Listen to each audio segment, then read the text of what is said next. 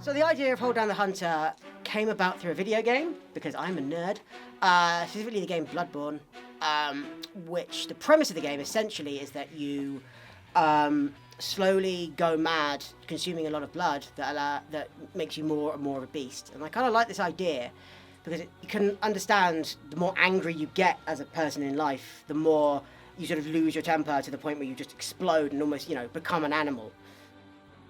From a drumming perspective, it was pretty quick because it just was a high energy rehearsal where we did it and just kind of found it out. Obviously it developed over time, but yeah, it was pretty quick from that. But from a production point of view, it took a while.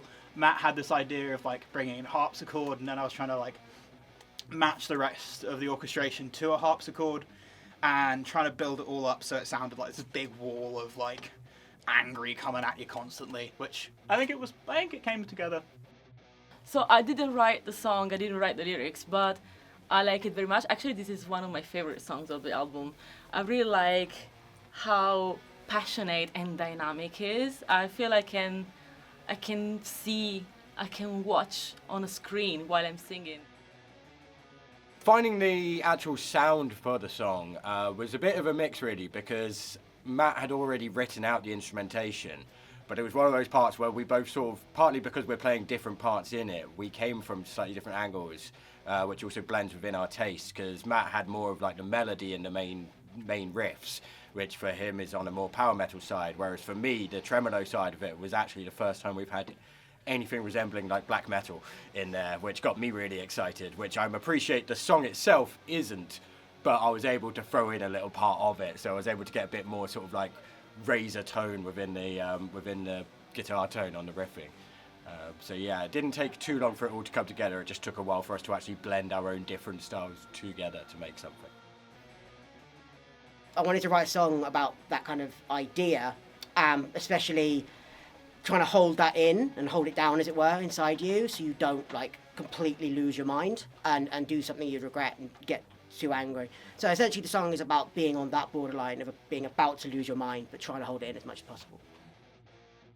I'd say the whole second verse of the song, I really like how, again, it's very aggressive, it's very dynamic, it's like a script in a certain way. So I feel it's you can visualize what they say, and I really like it. Yeah.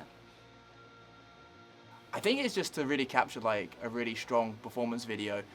We've got it all blacked out. We've got everyone, looking how they normally look, looking cool on stage.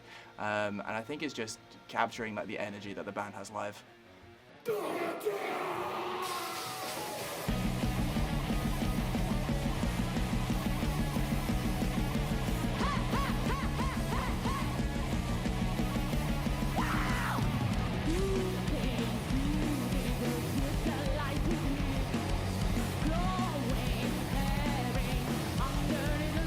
I decided we wanted a bunch of band shots, but also I want to tell the story of someone slowly getting more and more angry and losing their mind. So we wanted to kind of intersperse those two things, and hopefully that's what we've done. I have a phone. That's all right, I'll use mine then. Because I forgot, I usually bring mine, but I forgot. I don't have a mirror. I was just doodling on my guitar, and I came up with what is now the main melody riff that I sort of doodled it on my guitar and thought, okay, that is interesting, and also in a slightly different key to what I'd usually write in. And then I decided to play it on a harpsichord on a piano, and I thought, okay, this is exactly what I want this song to be. I want it to be a kind of gothic, kind of slightly Hammer House of Horror melody. And then that kind of, I built all the chords for both the verses, chorus, and everything around it. So essentially it was just one riff that I came up with that I then started building out from. So yeah, it didn't take long at all, actually. I was thinking, the guitar solo. It's more the first part of the solo that he's playing the solo. Yeah, if it does, then I the have to second change part it. that he's playing. That's very so just helpful to know. Yeah, I realised that as we started. It's very fun. Tales of Perdition is a kind of band that I really enjoy play with when we are live on shows. We just jump everywhere. It's just very fun to play with. Tales of Perdition, to me, really just it's kind of means like my sort of favourite blend of different stuff within metal.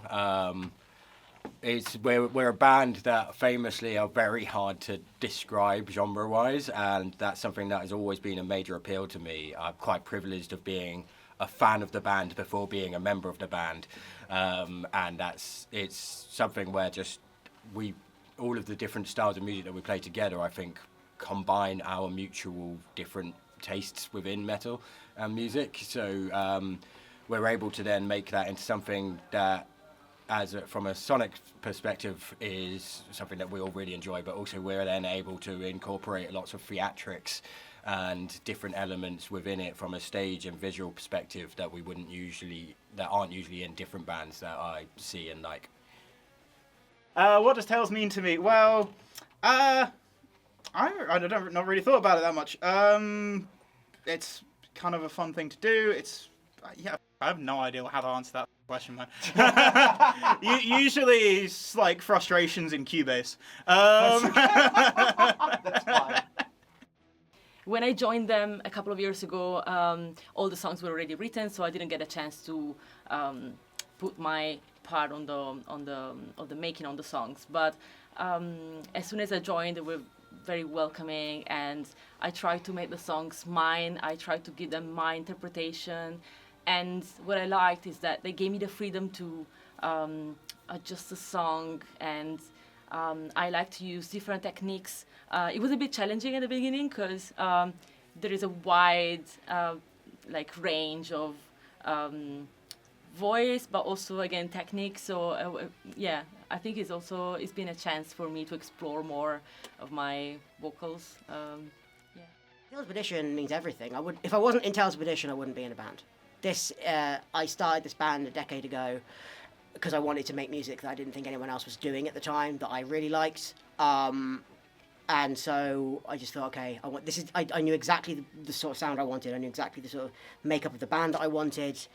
And yeah, 10 years later, we're still making that happen. And so, yeah, musically, this is everything for me.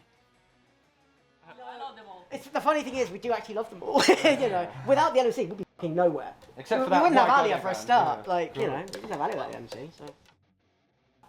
In terms of favourite songs from the band, I've got a few, because there's a few different ones that have brought me in. Like when I first, before I even joined the band, when I saw them playing Diary of the Paranoid, that song is a riff that's always stuck within my head.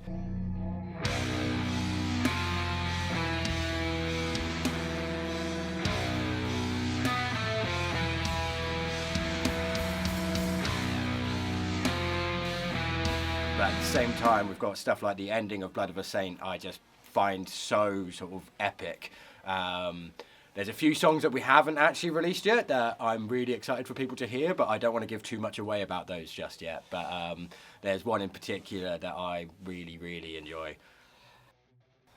So my expectations for Tales is definitely to get better together, to grow together as a band, and to play more and to keep writing new music. And yeah, I guess it's just to explore more music together and play more and So my expectations for the future of Tales would be probably to just go as far as we can with it, have as much fun as possible, and just enjoy the process. My expectation for the future of Tales is that we take over the f***ing world. No, but from really, it's sort of just to keep growing and growing. We've been really blessed in the last couple of years to have started to build a lot more in our audience, and therefore through that we're able to play with bands that we have a bit more in common with, but also then to an audience that are really sort of enjoying and lapping up what we're doing, which also means that we're able to now sort of play in slightly bigger stages, and through doing that we can really build on the theatrics and making more visual elements of the band more exciting. In terms of us from a musical perspective, I'm looking forward to having an album out and then to start working on new material, which I think will be really exciting as we're all sort of everyone's growing a bit more confident in sharing what they want things to sound like. We haven't had any writing sessions yet with Alea, and I'm very excited for that. But yeah, it's sort of building on from what we've got and just continuing to evolve and get bigger and bigger and hopefully play to more and more people. For Tales of Perdition, I want to keep building momentum, really. It's been a very slow burn over the last decade. Obviously, this is our first music video and our first, single off an album. And I want to keep pushing forward and making more things like that happen. So it's been all of this has been a learning process, and that's been wonderful. And, meeting some of my best friends as well has been amazing.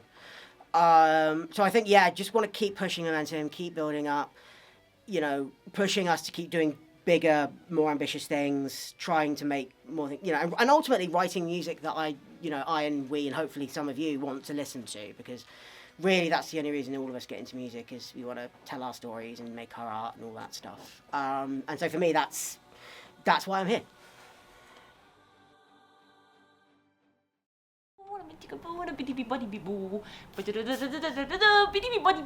Is that Mary Poppins? What is that? No, that's Cinderella. Oh, God. Yeah. Oh, it's not good, is it?